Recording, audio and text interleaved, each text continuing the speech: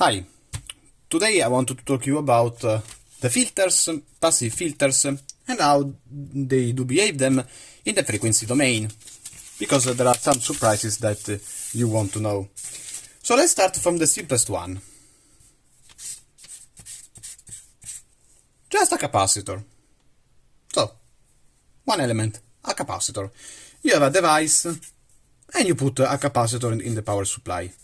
This is called the bypass capacitor. This will behave higher frequency, this will behave like a filter, and in high frequencies.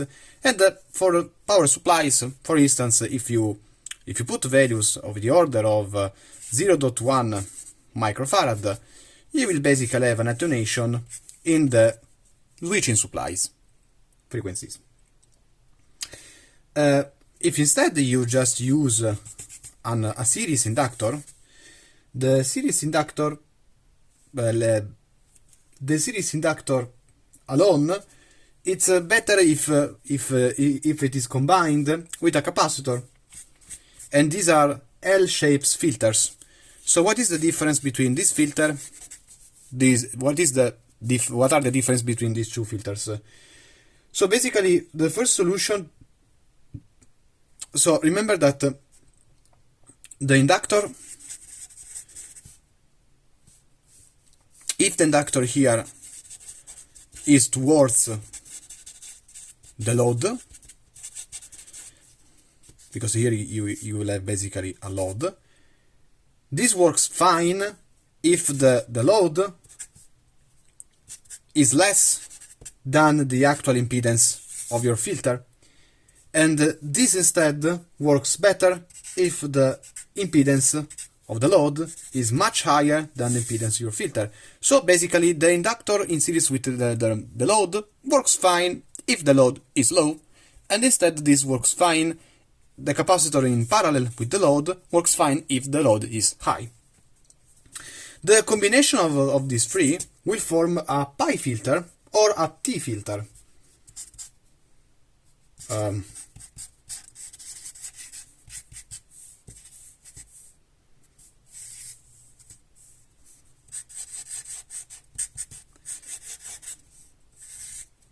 Again, this pi filter is efficient for high load, but it has a reduced bandwidth for low impedance, and this instead is efficient for low load, because again you have the series, you have the inductance in series.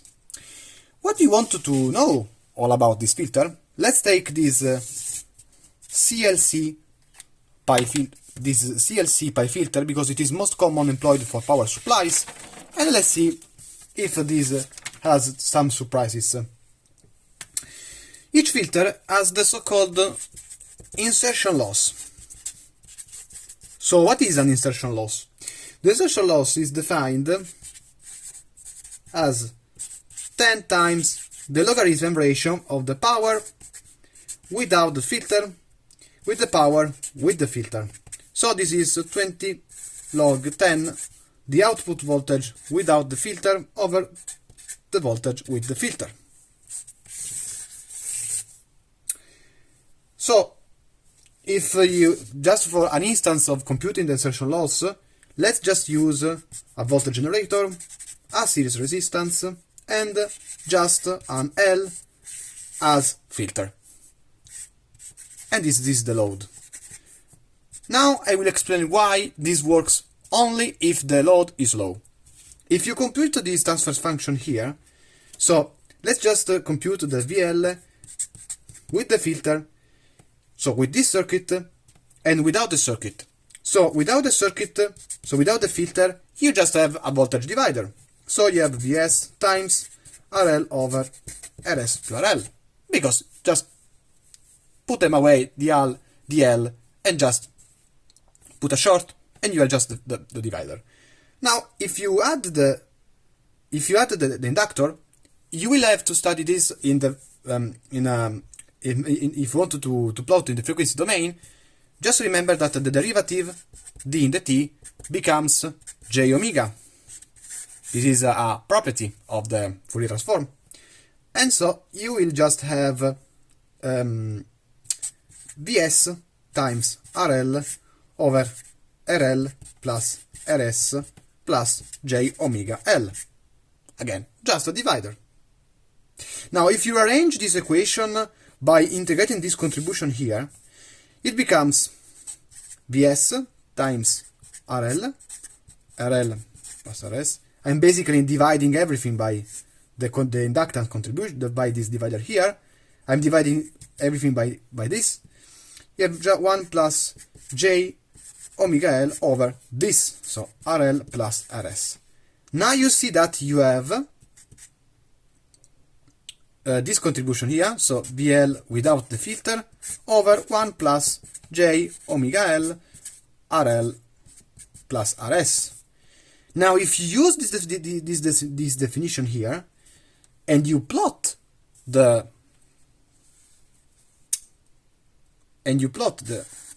hopefully that there is enough space, and you plot the magnitude of this, it will stays, you will have 0 dB losses, more or less, or low dB losses, until this contribute starts to take action. And this contribute will induce a 0 at RS plus RL over 2 pi al L. At this point here, you will have a 0, so plus 20 dB. And so, the insertion losses will start to rise at this point here in this type of filter. So as you can see, you can change the pole, you can swift the pole even higher or even faster, and this pole here depends on RS, which is the series resistance of the generator, which you don't know, and plus RL over 2 pi L. So basically, that's the reason why this works fine with low load.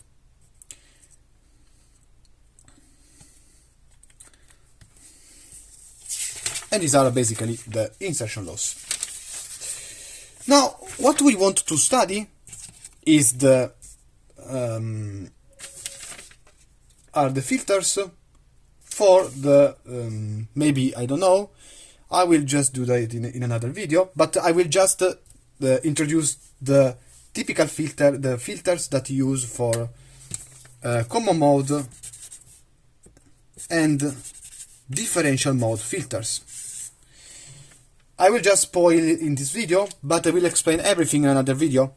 So, the typical filter employed for common mode and the DM mode, maybe in your AAC line, is this.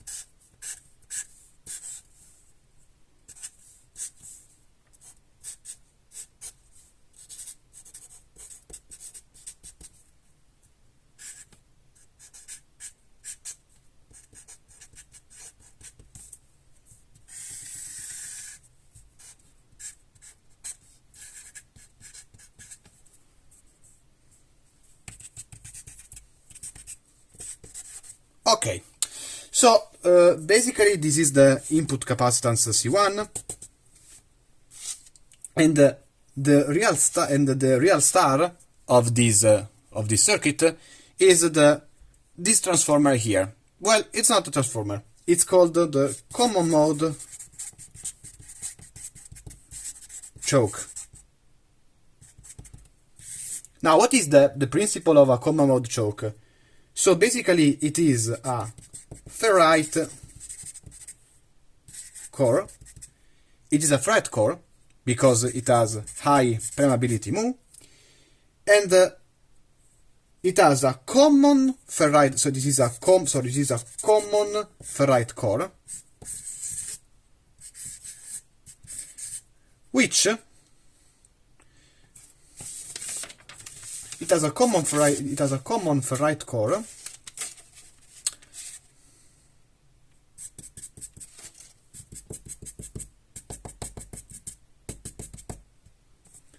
in which the turns are wrapped around in opposite direction, so that this is a common ferrite core, and the main feature is that the turns are symmetrical, and so they are a symmetrical turn, and the effect of the field will cancel the common mode. But I will explain this in another video. So let's end the video like this, because this is a very big topic, and I want to explain how this filter work, how this filter work, and why the common mode rejects the common, and why the common choke eliminate the common mode and the differential mode current. So follow me in the part 2 of the video.